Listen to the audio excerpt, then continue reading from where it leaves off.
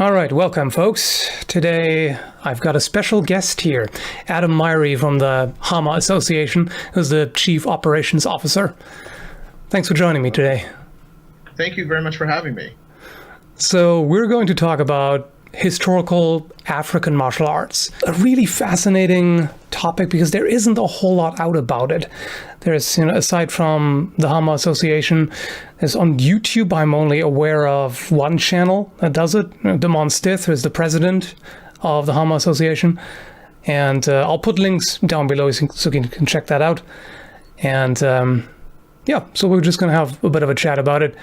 So first off, what I would like to ask you is, when did you get into it? How long has it been? And how did you get into it? So I actually got involved in historical African martial arts.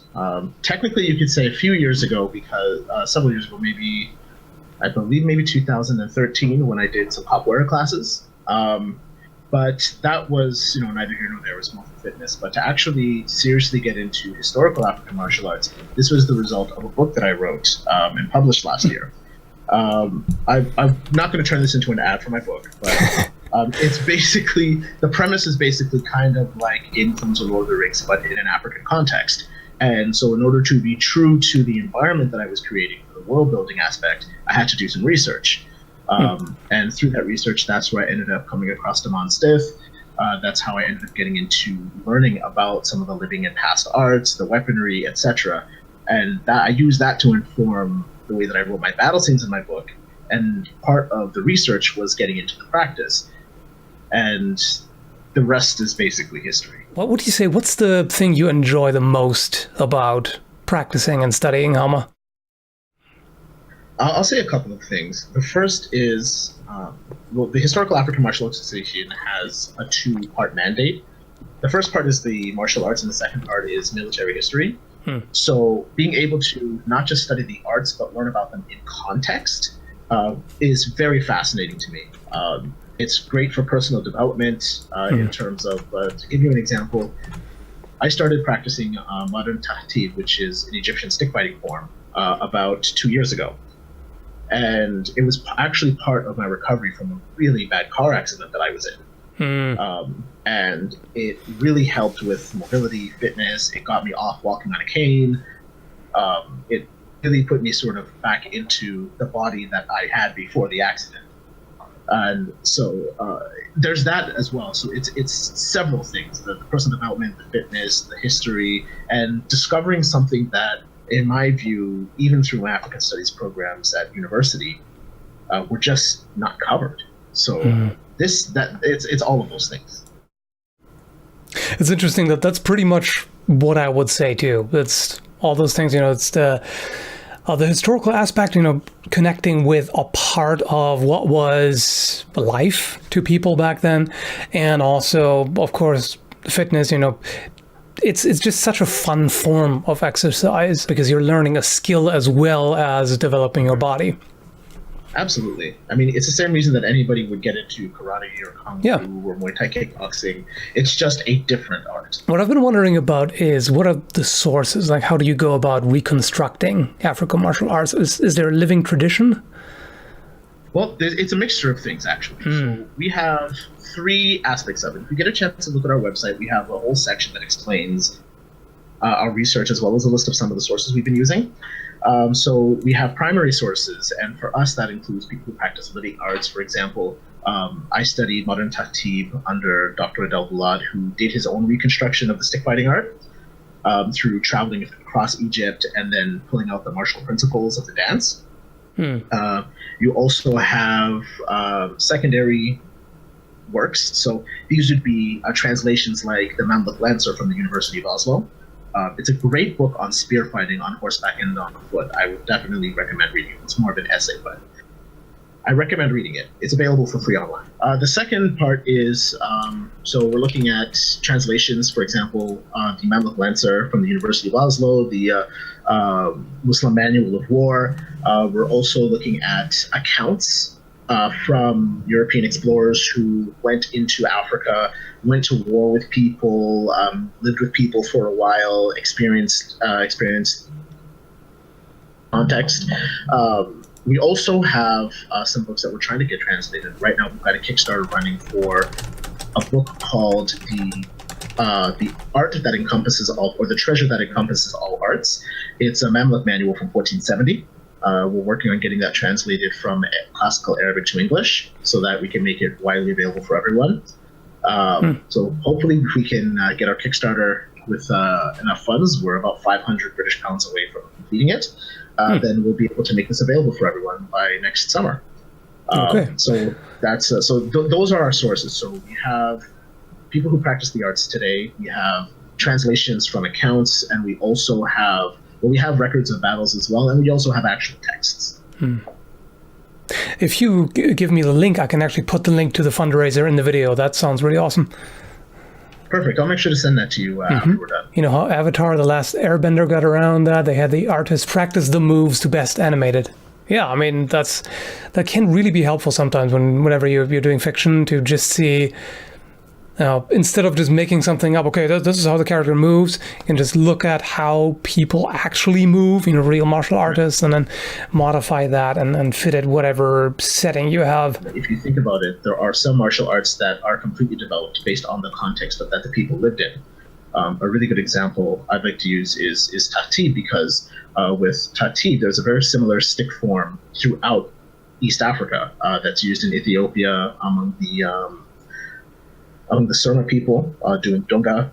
You also see it in northern Ethiopia. You see it in some places in Sudan. And a lot of it comes from boys who were just shepherds out in the field.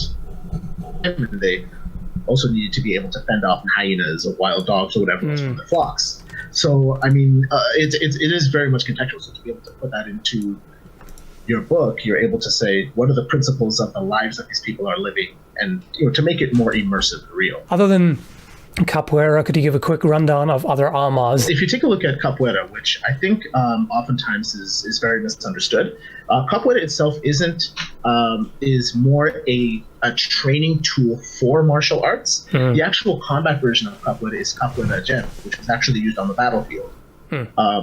This included forms with machetes, what they call makulele. There's also a knife fighting form that's involved as well in Capoeira.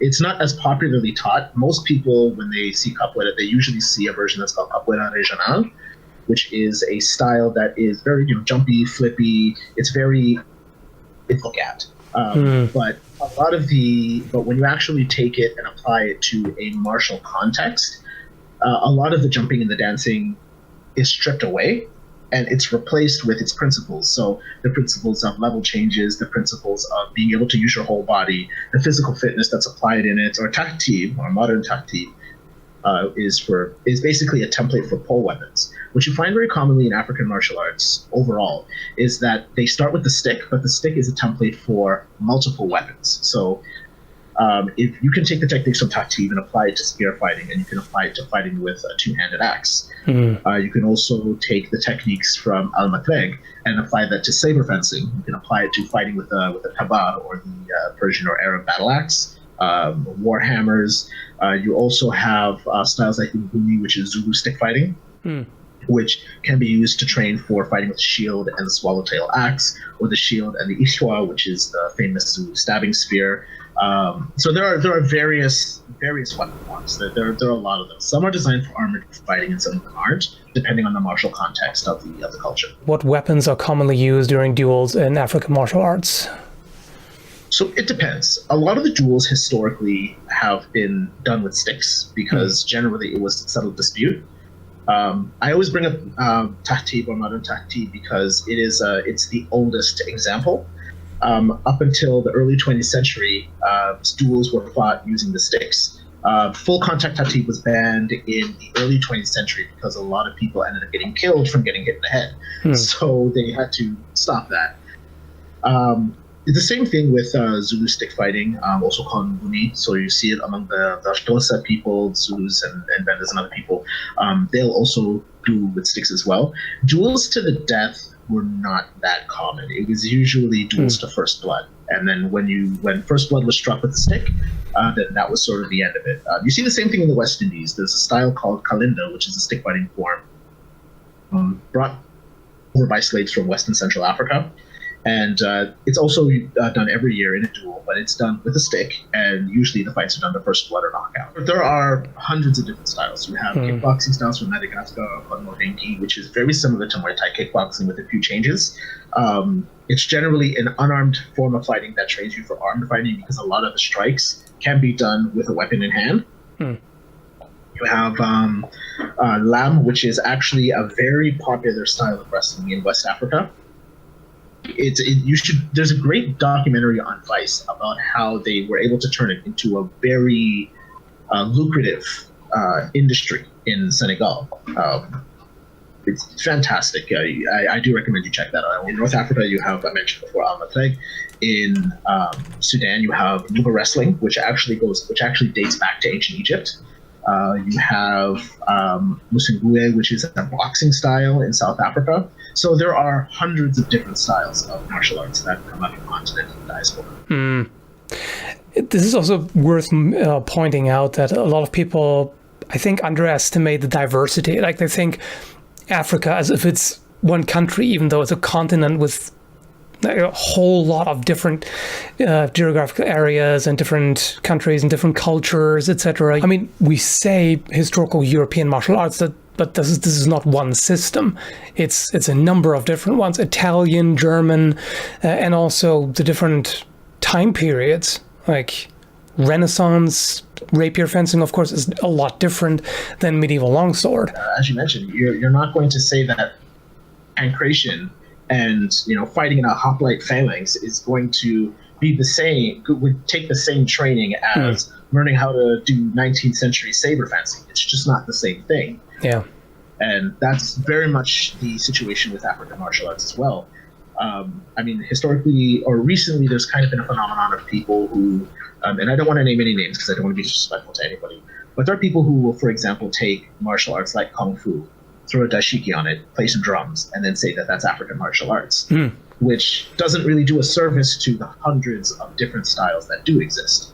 And as you mentioned before, people tend to look at Africa as a monolith, not realizing that it's a continent where over 3,000 languages are spoken, with thousands of different ethnic groups, centuries upon centuries of different kingdoms that often warred with each other.